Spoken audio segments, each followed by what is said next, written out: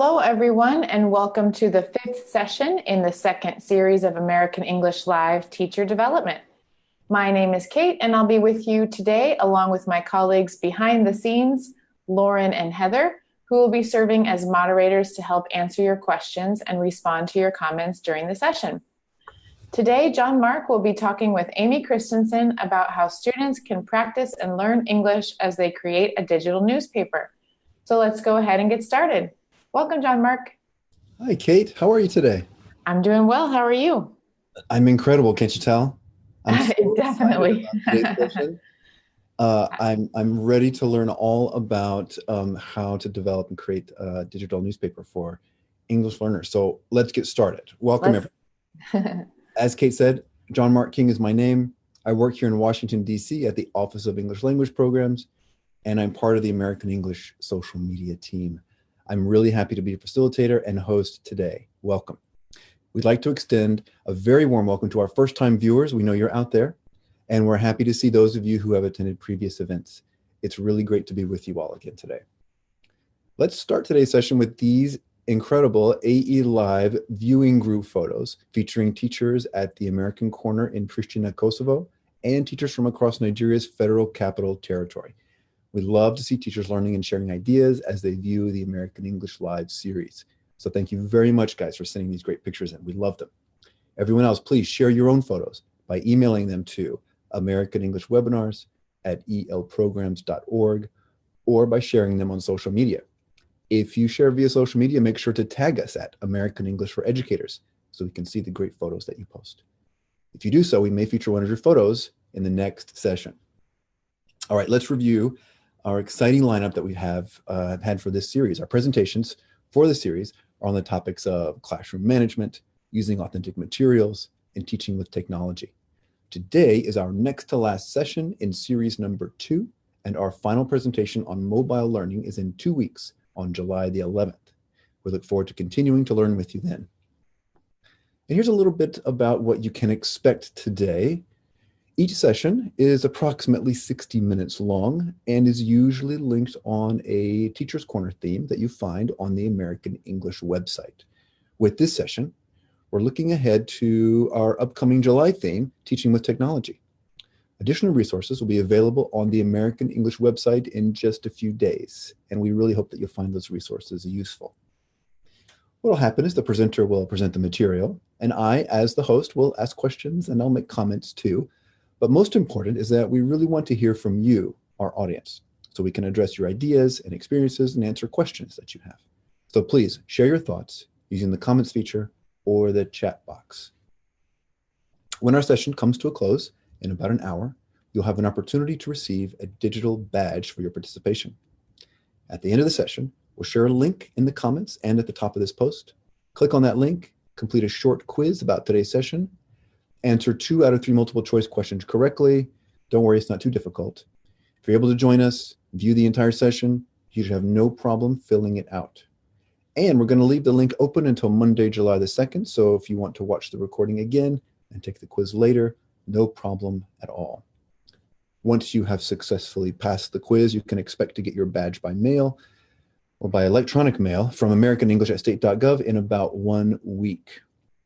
And speaking of digital badges, we thought it was great to see some of you proudly sharing the badges you earned earlier in the series on social media, as you can see right here.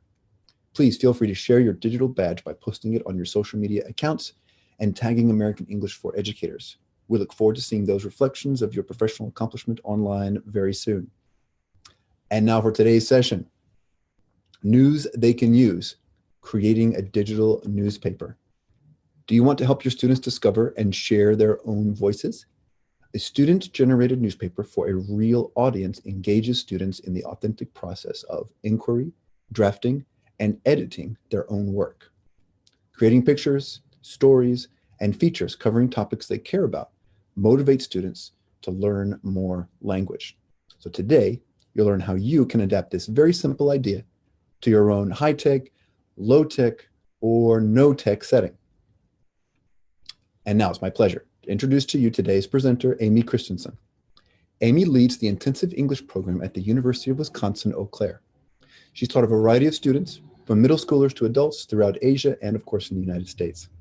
She recently served as an English language fellow in Thailand for 2 years, teaching professional communication and presentation skills to government officials, and conducting workshops for secondary and university English instructors. Amy holds an MA in TESOL from the University of Wisconsin-River Falls. Her interests include rhetoric and writing, English for professional purposes, and technology in education. She enjoys finding new ways to integrate technology into her classroom. Amy, welcome to American English Live. How are you today? I'm doing great. How are you? I'm incredible. I'm really excited about today's session. I think that our participants are going to learn a lot that they can take right away into their classrooms. Good. I'm excited to share with everyone. Again, my name is Amy Christensen, and we are going to talk about ways that you can integrate digital newspaper activities into your classroom. So we're calling this session News They Can Use, because we want to make it so that you can pick it up and use it really easily with your students. I have kind of two goals for this session. The first is to explain why these student-generated digital newspaper activities are beneficial for students. And second, to explore how newspaper creation projects and related activities can be incorporated into different classroom contexts. So let's get started. Yeah, let's get started. And of course, we can make a reminder quickly. Doesn't matter what level of technology, right? That's right. And I'll talk a little bit more about that. It doesn't matter whether you have no technology or you just have offline technology, you'll be able to use all of these activities in your class. Excellent. So one of the questions that I want to start with is, what kind of group projects or teamwork have you tried in your classroom? So John Mark, what have you done in your classroom? Well, I can speak about myself. And while I'm thinking, can we ask our participants to share in the chat box? Yes, please share with us. Projects that they've tried in the classroom. My experience is mostly with English for academic purposes. Okay. And so a lot of success I found, Amy, is group projects for researching an academic subject and then giving a class presentation. Sure. Great. And presentations are a great group project and something that really help to prepare students for the real world. And while we wait for comments to come in, why don't you continue and I will let you know what we get. Great. Okay. So there are a lot of reasons why doing project-based work is important.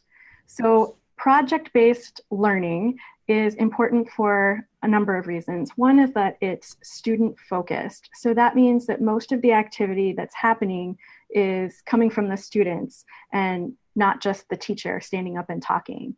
It allows students to apply their knowledge to solve an authentic or a real-life problem. Thirdly, it often uses digital tools, and I will tell you later about two tools that I use in my class for this activity. And then finally, it helps with collaboration, creativity, motivation, and 21st century skills. So by 21st century skills, I mean those skills like teamwork and time management and problem solving. That's great. Well, we've heard from a few of our participants. Evelyn Graciela Mamani Huaita, I hope I pronounced that right, does conversations, but also plays. I would assume maybe her students write and perform plays, which I think is fantastic. Alexander Nunez, research projects and gallery walk presentations. I've done those. They're really exciting. Claudia has her students create travel guides, maybe for tourists visiting their community, perhaps. And then we have the embassy, U.S. Embassy in Cuba is writing that they do projects finding information about other countries and cultures and information about environmental issues. Those are all great activities. So it sounds like you're already doing some teamwork and project-based learning in your classrooms, and this will just be another tool that you can add to try and make your classroom more interactive. That's great. So if you're kind of still a little bit confused about project-based learning, I like this quote. I think it makes it really simple. And that is that project-based learning integrates knowing and doing. So students are exploring an authentic question, a real question, and then they're exploring it over a duration of time. So it could be a day or a week or a month or a semester. And then they're presenting their answers or their solutions in a real authentic way. So a presentation, for example, or a play, or some of those other things that people have already talked about. I like that. One definition I like to give, and you can tell me what you think, is what makes it a project is that it's made up of smaller pieces, smaller assignments. Yeah, so it helps our students to see that big projects like that need to be split up into steps. And that includes learning languages, right? That there's little steps that we need to take in order to reach our goals. Mm-hmm. So one thing I want to mention that helps, I think, bring into focus why doing a digital newspaper is so important is that our students acquire and use information differently than we did when we were in school. And by that, I mean, let me ask you a question, John Mark. If you are out somewhere in public and you need some information quickly, what do you do to find that information? If I'm out in public, I need some information quickly. I look at my phone. I do an internet search right there. Yeah, I do the same thing. And a lot of our students do that. So that wasn't an option for me when I was in school. There were not cell phones. So I had to ask the teacher or look in a book or go to the library. But now our students have access to information very quickly, and they can get that information, but they can also use and share that information quickly. So doing this activity helps to take advantage of the way that our students are learning. Mm-hmm. That's great. Yeah, when I was young, they had cell phones, but they were like this big, right? And no one had them, right? Because they were too big. Yeah. So creating a student-generated newspaper, a digital newspaper, is a kind of project-based learning that takes advantage of the way that our students learn. So these are the covers of some issues of the ESL Times, which is the newspaper that we create in the program that I lead. Okay, wait a second. So wait, these are not necessarily professional newspapers. These were created by students? Created by students. Wow, they look really great. They do look really great. And I'll tell you about some tools that can help you to make your newspaper look just as good. But I wanted to just mention, if you are in a situation, if you think about like the first day of class and your students maybe are kind of shy and they don't want to talk and they don't want to get engaged, this is a great way to get students talking and talking a little bit at a time and building up their confidence over time. And so I hope that you'll all try to create a newspaper in your class. I want to talk a little bit about some of the challenges that we face, or at least that I face in my classroom, and see if they relate to you, because I think that making a newspaper can help to address some of the issues that we may already have in our class. So one of the big things that I deal with are students who are bored or disengaged or don't see the relevance. Maybe they're too shy to talk in class. So let me ask everyone out there, what are some of the challenges that you face in your classroom? I mean, you're talking like any kind of challenge. It can be anything. Yeah, so it can be something that is related to your students, or it could be related to yourself or the institution, anything. What's a common challenge that you have in your classrooms, John Mark? Well, biggest challenge that I have had is probably students with different levels or students with different learning goals. Yeah, I think that's a pretty common one. Another thing that I encounter sometimes are students are performing poorly. Maybe they don't have enough proficiency to be in the class yet, so they have poor grades. When I was teaching middle school students, then I also had to talk to parents about that and had parents coming and saying, you know, why is my student doing so poorly in this class? Another common issue is having a lot of students. So maybe you have 50 or 90 students in your class, and if you're teaching composition, that means you have 50 or 90 papers to correct, so you might feel overwhelmed by the amount of work that you have to correct. Another common one might be an administration that isn't supportive of you or doesn't pay attention to you, and so maybe you feel ignored or not supported by the administration. And all of those things can make us feel really stressed out as teachers, right? That's true. Well, we're hearing from our audience. Nicoletta says not enough time for lessons. Claudia, like me, deals with different levels of proficiency. Yeah. Jane has a challenge with large classes. I think that's a very common challenge for our audience. Alexander, lack of technology. Okay, well, thanks for sharing, everyone. By creating a student-generated newspaper, we can address some of these issues. So as students interact with the technology and when they talk with each other, they're more engaged in the classroom and they're speaking more. They also are making these things for the newspaper, and it's for a real audience. So they know that it's not just the teacher that's going to see it, but their classmates, maybe other students at school, maybe other teachers at school, their parents, or the community. And so that tends to bring the quality up a lot higher because they want to make sure that everyone is seeing their best work. You know, that's a really interesting point. And what makes it really unique is that you said they have an audience. And so many of our assignments in language classes, nobody reads them, nobody hears them except for the teacher. But with a student-led or student-written newspaper, they can actually give it to people outside the classroom, right? And they can read it. That's correct. It's also a really great way for you to show off your work to your administrators so they can get an idea very quickly about the kind of work that your students are doing and what their interests are.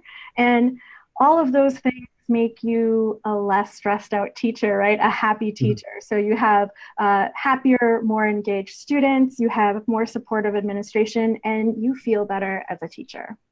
That's great. So I think those are all really important things.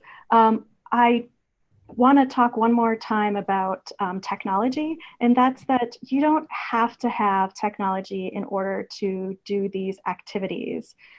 You can do them simply with paper. And I have an example on the next slide of some student-generated newspapers that took place with zero technology in different places in the world. So you can actually have the students write on a big piece of poster paper or a smaller piece of paper, and then they can put the newspapers up around the classroom. Those look fantastic. Yeah, so all of these in this picture, these are used with low tech, huh? Those look fantastic. Those were used with no tech. We had no technology in the classroom, and they still made fantastic newspapers.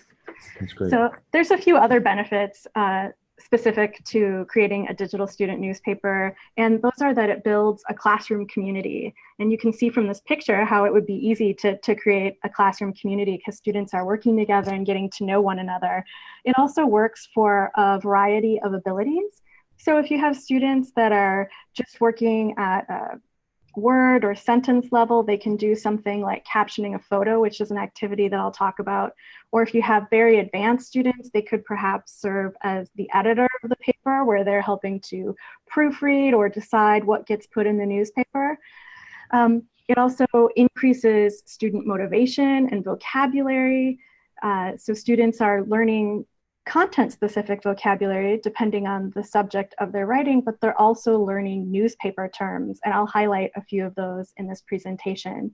It also creates an authentic resource. So once you have created an article or newspaper, you can use it again as examples for other students to learn from. So it may be a little bit more work the first time you do it, but it's creating a situation where you have less work when you do it the second time or the third time. It also provides opportunities for students to practice their English and interact in English. And then finally, it develops those 21st century skills that I mentioned before. So things like problem solving skills and creativity and time management. I love it. And here's a great comment from Teresa, where she said, learning to work together through projects increases student and teacher engagement. And this is most important for me, fosters self-directed learning results. Because I mean, we know that if our students are going to be successful, the vast majority of the work that they'll do will be outside the classroom, right? And we want to give them practice, you know, developing their own learning. That's correct, because eventually they are going to leave our school and we want to teach them how to become lifelong learners. So If your students are not familiar with a newspaper, one thing that you may want to do is help them to discover what a newspaper looks like. So there is a really great lesson for this in the English Teaching Forum, and we will put a link on the Ning and up here on Facebook for you. And the whole lesson plan is called Using Journalism Skills in the Language Classroom. And the very first lesson is called Discovering Sections of a Newspaper. So you can help your students to look at the sections and figure out what sections they might want to have in their newspaper. Do they want to have local news, national news, sports, business, arts? Yeah, I like this. And this is a great example of how a project is made up of little smaller pieces, right? Like Correct. the first step in the project might be to explore a newspaper. What are the sections of a newspaper? That's a great place to start, especially if your students aren't familiar with a newspaper. Before you start any kind of a newspaper project, or really almost any project, there's a few questions that you should ask yourself. So this is you as the teacher, but also you can make your students answer these questions as well. The number one is, who is your audience? Are you creating this for just your classroom, or for the whole school, for the community, for parents, for another classroom? And then what format should you use? Do you have access to the latest technology and so you can make everything digital? Do you have access to offline technologies like maybe Microsoft Word? Do you have no technology? Because the answer to that is also going to help you make plans on how to do these activities in your class. And then finally, you think about, how much time do you have? You know, can you give a half an hour a week? Can you give an hour a month? And answering these questions will help you to plan your activities for making a newspaper. So you asked the question, who is your audience? Amy, why is that important? Well, because the information that the audience needs changes depending on who they are. So, for example, if the audience are other students in the classroom, you don't have to give quite as much information because everyone has been in the classroom and experiencing the same things. But if our audience is going to be parents or people in the community, they're probably going to need more details because they haven't been in the classroom and they might not be as familiar with the students and the topics that they're writing about. Got it. Thanks. So if you're wondering, how do I make this plan fit into a class? Let me show you an example of what we do in our program. So this is a semester plan. So we have 3 issues per semester. Each issue has a theme, and they come out about once a month. So you have 4 weeks for students to work on their projects. So if we look at the first one for October, the theme was first impressions, because students just have arrived at the university in the beginning of September. And then students from each level, the beginning level, which are those numbers that start with 100, the intermediate level, which are the numbers that start with 200, or the advanced level, which are the numbers that start with 300, students from all levels are contributing to the newspaper, and they're working on these tasks in class. So this way, all of the weight doesn't fall on one teacher or one level. Really, each class is contributing once a semester. So it kind of divides up the weight of the making the newspaper. I see. You know, one thing I notice is that I bet, like during the month of October, for example, they're working on that first newspaper. But during that time, they're also doing other assignments too. So this project is like spread out across other assignments. Am I right? Correct. That's correct. And the assignments are usually integrated in a class that relates. So for example, you see that 201, it says audio or video interviews. That 201 class was a listening and speaking class. So they're practicing the kinds of skills that they're learning in class with these assignments. Oh, that's great. I love that. So I have 4 activities that we're going to look at today. They are writing captions, surveys, interviews, and reviews. So if you're not sure what a caption is, or your students aren't sure what a caption is, this is the perfect opportunity to learn some of that news or publishing vocabulary. So a caption is simply a title or a description or explanation of an image, and usually it goes beneath the picture. So let's take a look at writing captions for photos. So this is something that you may already be doing in your class. And that is describe a picture. Describe a picture is a really common task in textbooks and on exams. So we're just taking that activity that we already do and just flipping it a little bit and using it in the newspaper. So I want to show you two pictures that were taken by one of my students here. And I know it might be a little small for you to see, but what do you notice about that picture, John Mark, or these pictures? Well, I noticed it's two pictures of the same place, probably at very different times of the year. That would be my guess. Yeah, it is two pictures of the same place, but in fact, it's back-to-back days or consecutive days in May. Wow. And it's in Wisconsin. So in that top picture, it's covered in snow, and the bottom picture, there's no snow. So let me show you how this student captioned this photo. She said, yesterday and today, springtime in Wisconsin. So this was just a beginning level student. You can see that the language is beginning level, words like yesterday and today, springtime in. So it's language that students already know and they can contribute, and it's really interesting for everyone to read.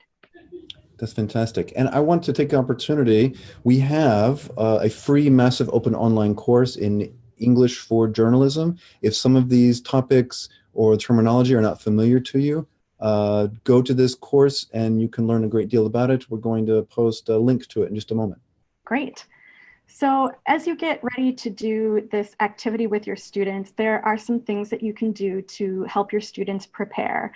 And one of those is to ask questions to help the students describe the photo. So questions like, who is in the photo? How old are they? Where are they? What are they doing? Or even, how do they feel? Now, captions don't have to be a complete sentence, but if you want your caption to be a complete sentence, you might want to review basic sentence structure with your students as well.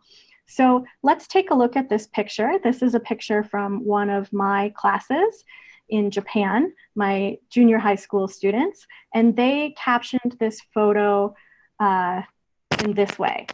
Students speak about the concert. So just a simple sentence, a simple present tense sentence, but it does describe the picture. And you can see how even beginning level students can do this activity. If you want to try something that's a little bit more advanced, you think like, okay, well, my students are beyond that, then you can try and change the audience or the context and have them write a caption. So for example, if they were going to write a caption for this photo and include it in the city newspaper, they might write something like this. Year 3 junior high students at BICO give group presentations. And BICO is the nickname of this school. And I wouldn't have to explain the full name because everybody in the city is familiar with this nickname. But if I want to caption this photo for an international newspaper, then I have to add the information that the students are in Japan. So junior high school students in Japan give presentations in class, because an international newspaper, they might not recognize the uniforms or the students as being from Japan. And I can take this even a step further into a more high-tech setting and have my students caption this for social media. So they might say, gave a great presentation today, hashtag proud. And they don't have to explain who's in the photo on social media because the people who see it are all going to be their friends and followers.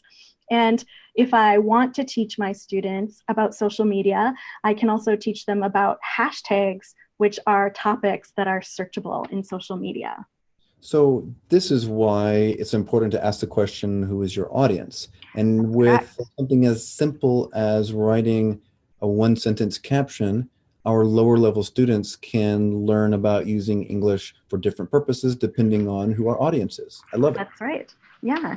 And of course, you can do this in a low-tech setting too. If your students don't have access to cameras, they can draw their own picture and then ask students to help write captions. These are some of my same junior high students from this school, and they made this beautiful drawing and they labeled it "Spring is Beautiful." Hmm. That's great. I love it. And think of all the nice language and vocabulary opportunities they have to learn about drawing and coloring and composition.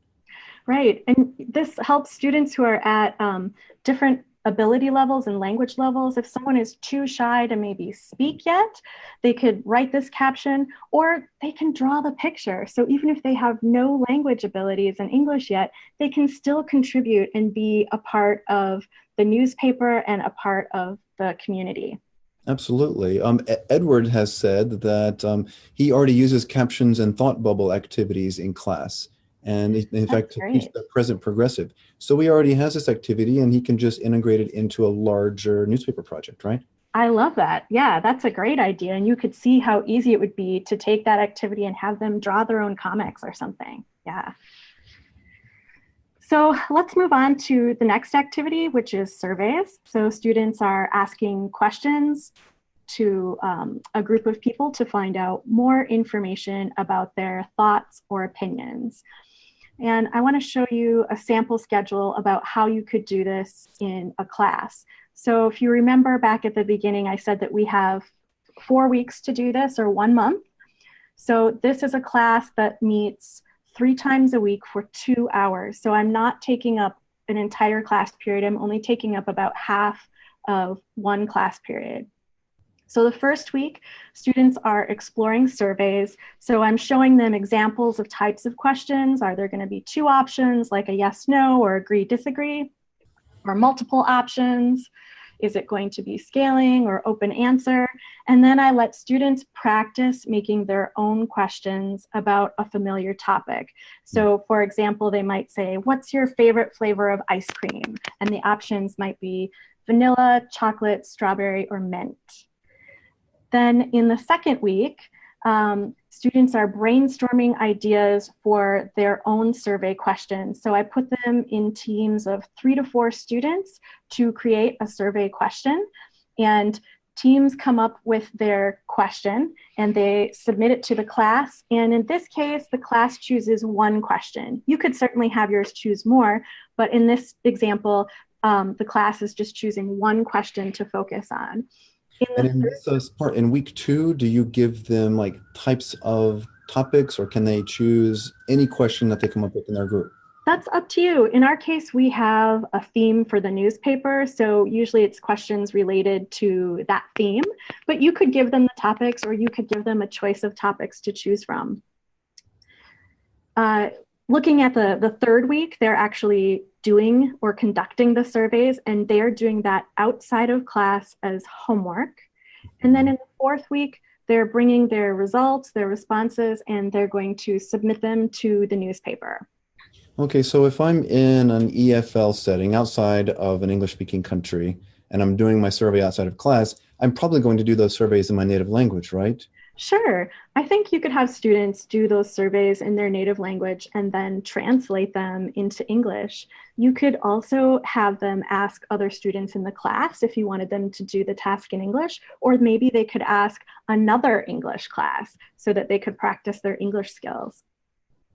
I got it. Well, this is a really great skill to have anyway. I think when they're in school or later in their professional lives, they need to be able to move back and forth between English and their native language, don't they? I agree. So let me show you an example of what my students did for this activity. The question they came up with was, what is your favorite game in the library? We have games in our library and students can go and play anytime and practice their English skills in a non-classroom setting. So they simply asked this question and added up the votes and put it into a table like this. So this is exactly what went into the newspaper. I see. Well, and so what can they do with this information? I mean, I suppose, let's say that they want to have an extra copy of one of their favorite games purchased for the library. They can actually use this information to get a new copy of that game purchase, right? It's not just a language exercise, it's actually a real world activity.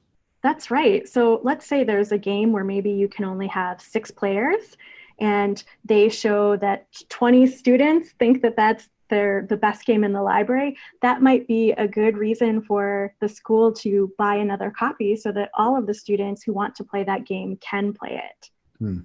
Great. So another activity that you can do with surveys is to have the students make a simple graph. So now they're going to be analyzing and visualizing that data and then writing a simple one-sentence summary of the results. So we'll take that same question and the students can make a pie chart, something like this, and then just add a simple sentence that says, more than half of the students think Dixit or Settlers of Catan are the best games in the library. And again, in a no-text setting, you don't have to worry about having special software to create a graphic. You can ask students to simply draw a pie chart and they can still participate in this activity. I love it. That's great. So another example that you could do would be to ask students to write a paragraph about their results and then integrate some quotes from people. So I have an example here of some students who wrote about the library games and then they integrated a quote into their paragraph. So let me ask everyone out there, and then John Mark, I'll have you answer first. What are some skills that students could work on if they were practicing this activity?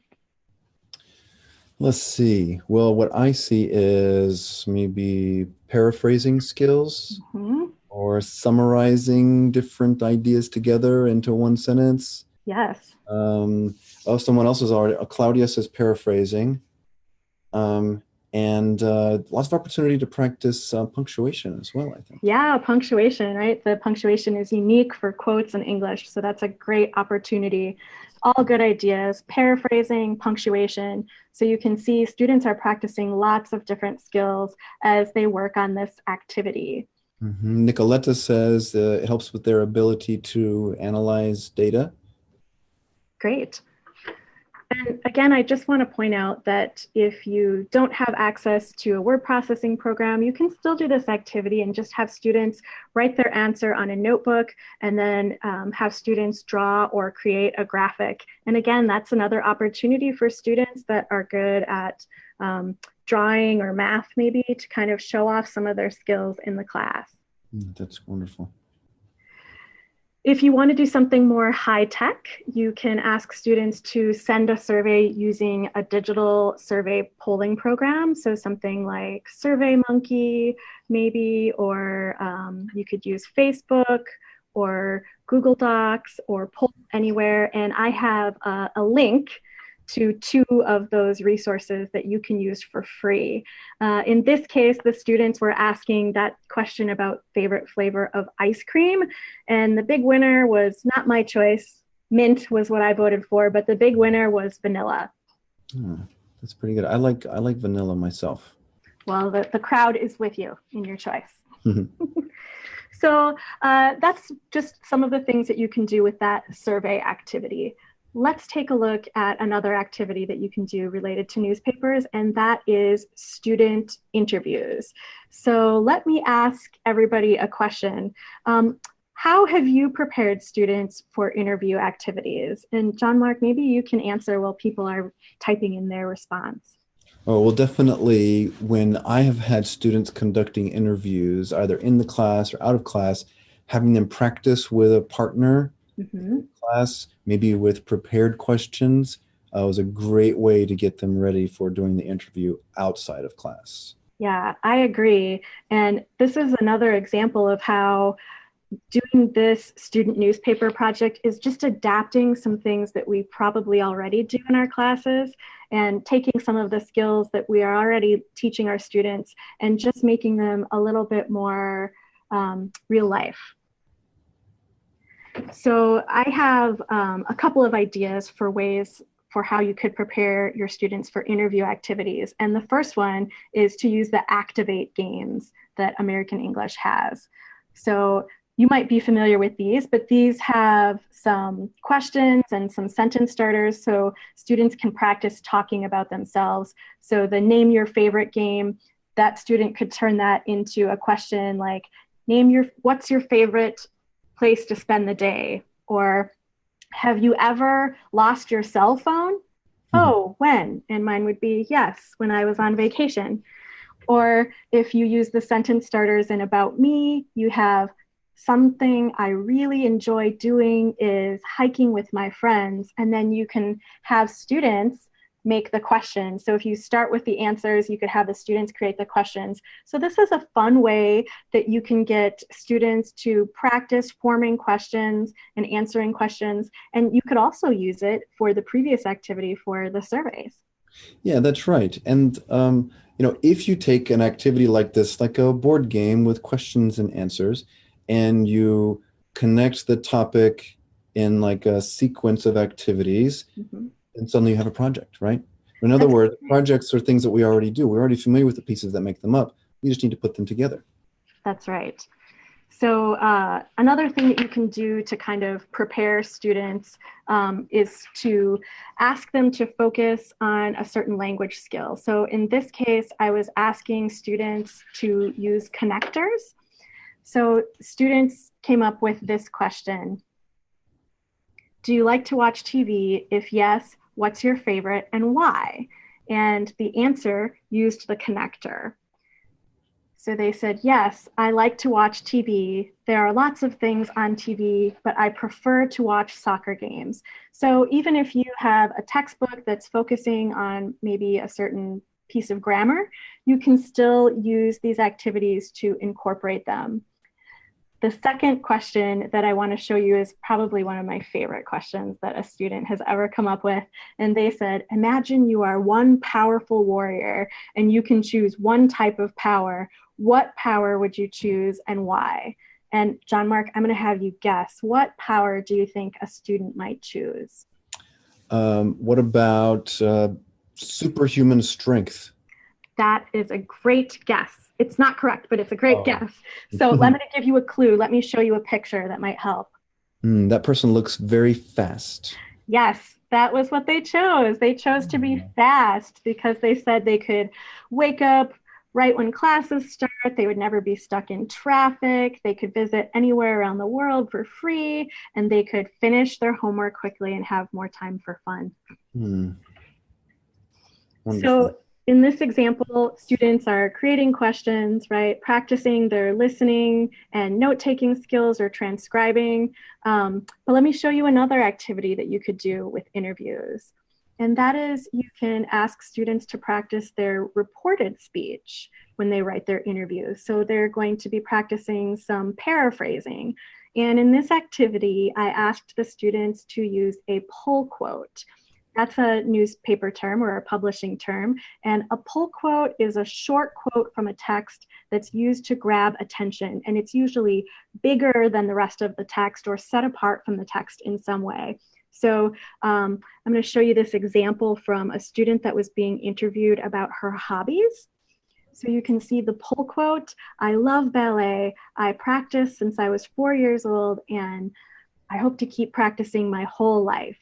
So we have the pull quote that has the exact words that the student heard, but then before and after that, they're paraphrasing and using reported speech to describe what they learned from the interview. Yeah, that's a really great skill. Rania says that she's had students interview education officials inside school and in the educational arena. That's right. So it's a great way not just for students to get to know each other, but it's a great way for students to get to know maybe administrators or people from the community or other teachers. Yeah, and I see an example here in this example you showed here of, we say reported speech, where you're not using the exact words, you're paraphrasing someone else's words, and a direct quote where it's the exact words in quotation marks. These are all fantastic language skills to practice. Yeah, that's right. So let me show you another activity that can help you. So if you're worried that your students aren't going to be able to come up with their interview questions and maybe they're more advanced than just the Activate game questions, you can go to that same article that we posted earlier, using journalism skills in the classroom, and lesson number 3 has some sample interview questions in there. So that's another great source if you are worried about students being shy about preparing interview questions.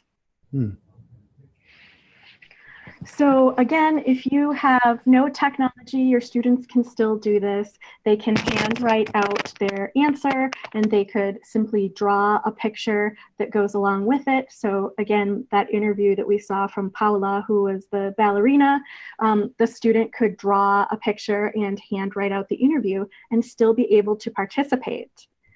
But if we want to go to something high tech, I have an option for that too. And that is students can record an audio or video interview.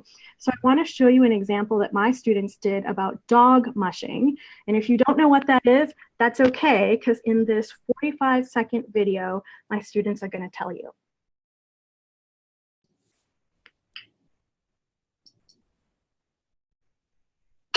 So what is the dog mushing?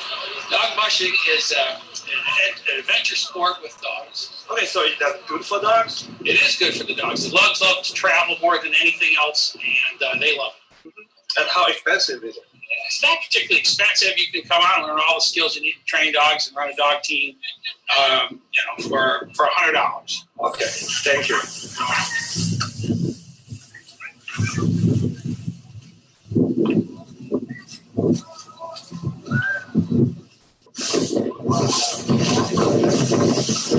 Yeah.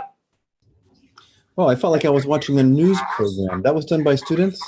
Yeah, the students chose this topic. They had to do something related to winter activities in Wisconsin, and they chose dog mushing.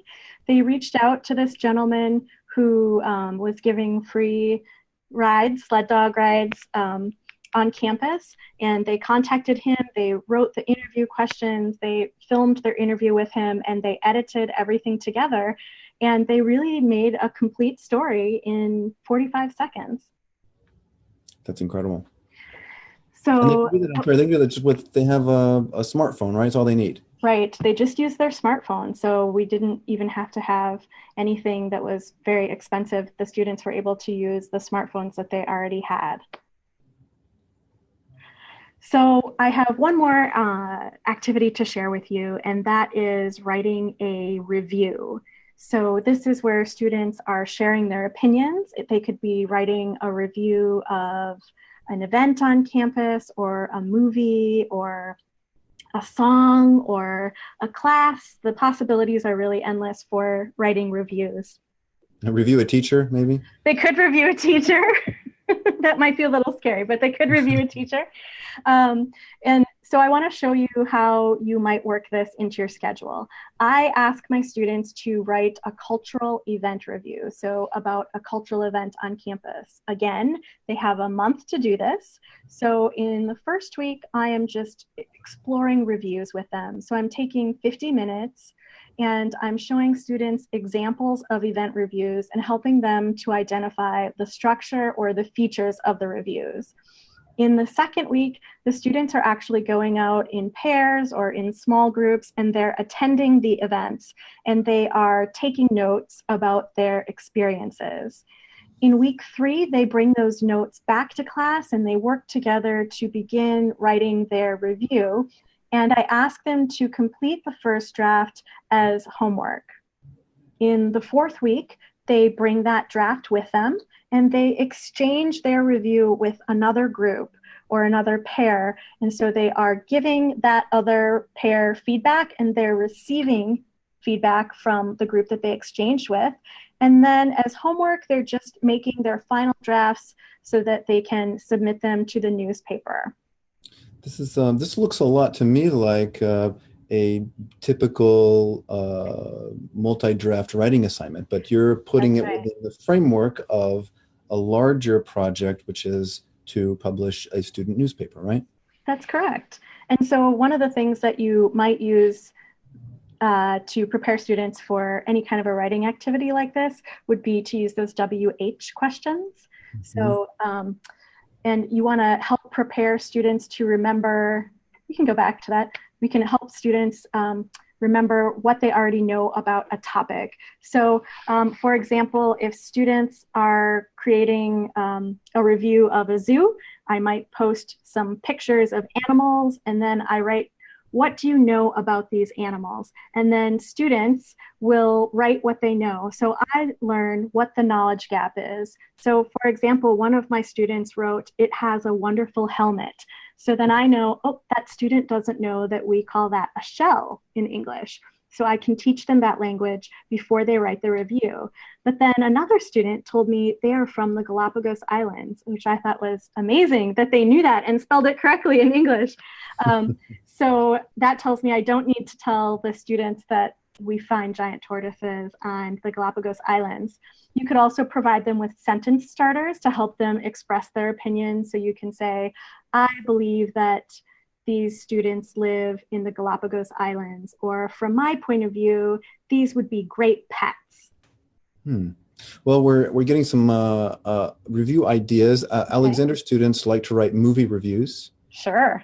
And Nicoletta's students, she's taken them to plays, and they've written their impressions of the plays, also a museum. Lavinia says they like to review football matches, but also teachers. I don't know about you, but if I were reviewed, I would get 2 enthusiastic thumbs up. Those are all wonderful ideas, and I hope that you'll try them all out in a student newspaper. You can have your students prepare some WH questions if you're worried about making sure that they give you specific information in their reviews. So what happened, who was involved, when did it happen, why is it important, where did it take place, how did it happen?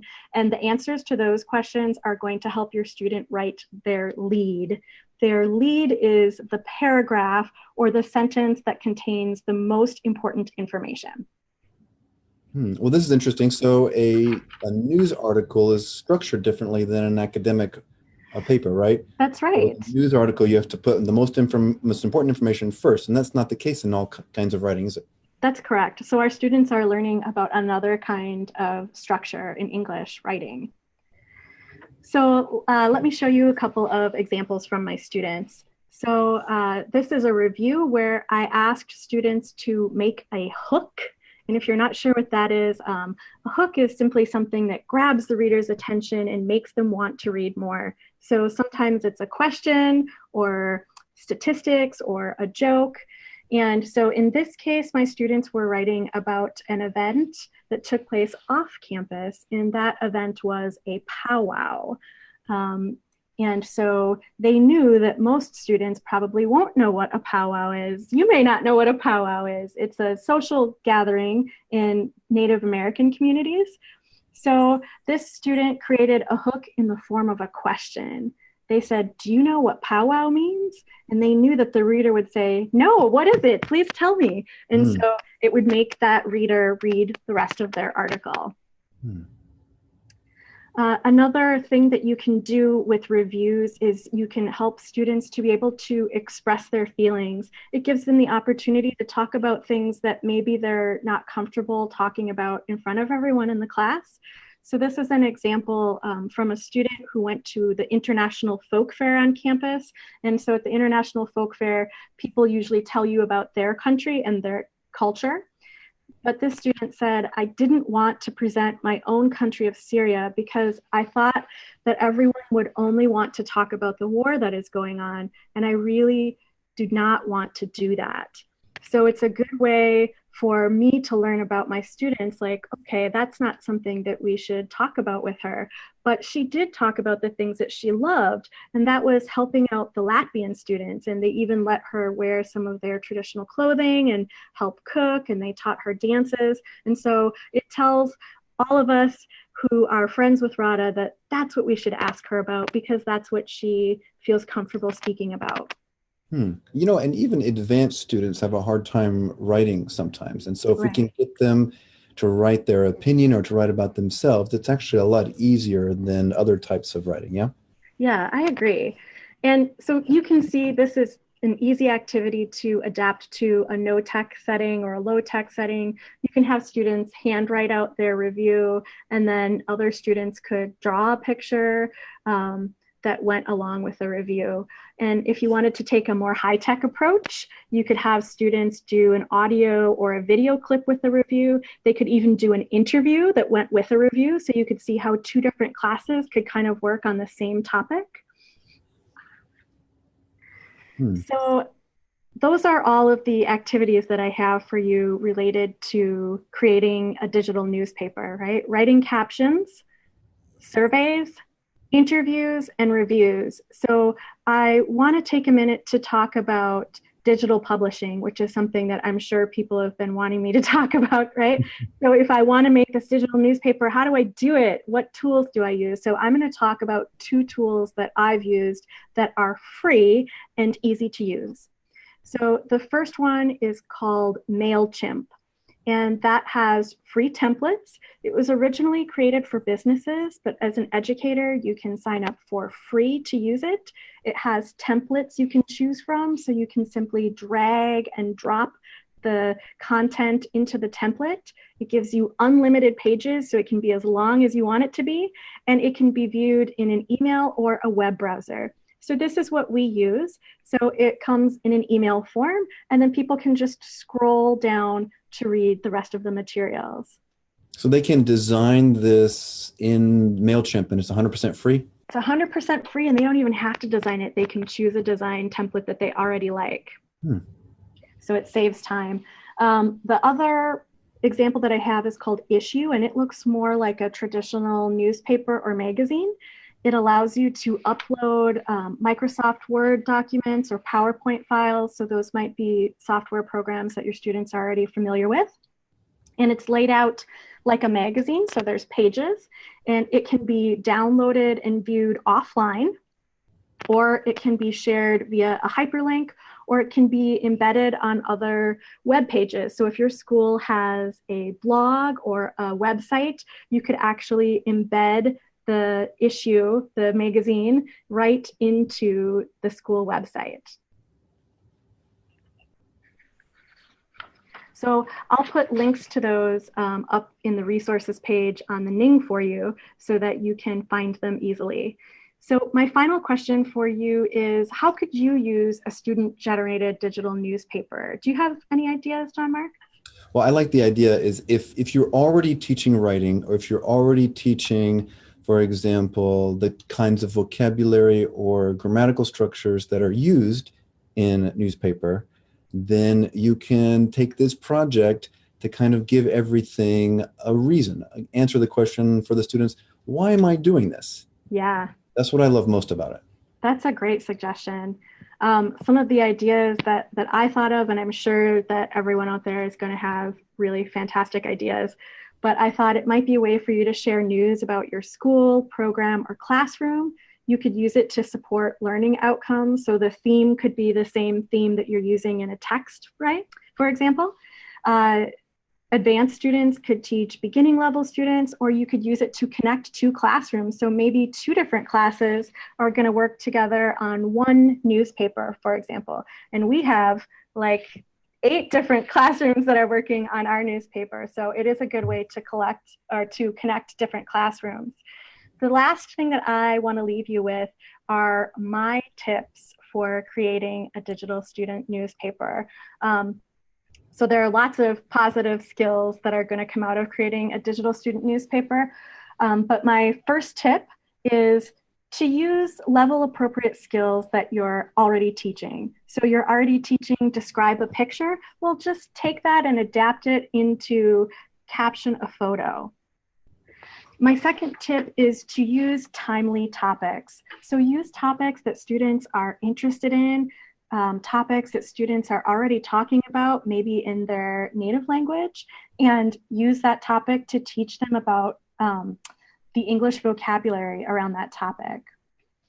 My third tip is to give students choices and responsibilities. So maybe they can have a choice over which survey question they want to ask or answer, or maybe they want to have a choice about what responsibility they're going to have. Like, I'm going to take the picture, I'm going to write the caption, I'm going to proofread the caption. And if you're worried about giving students too many choices, you might want to assign the responsibilities, especially with younger students. My fourth piece of advice for you is to grade the process and the product. So when students are working on the drafting process, you can maybe grade them individually. but you're grading them all together on the final product. But it's important that we give students feedback on what they're doing, and we allow them to reflect on what they're doing and to do it again. We know that that's how they're going to make meaningful change as they learn. Right. When you say grade, that doesn't necessarily mean give them a number, but give them something, some feedback that they can use. Correct. In the next step in the process, right? That's right. Yeah. My fifth tip for you is to make sure that you give plenty of time for the task. We all know that the first time you try something, it takes a lot longer than we think it's going to. So give yourself and your students plenty of time the first time that you're trying some of these activities. And then the biggest tip I have for you is do one thing at a time. So if this seems overwhelming to you, just try one activity. Maybe you'll try one low-tech activity, and then you'll try it a second time with technology.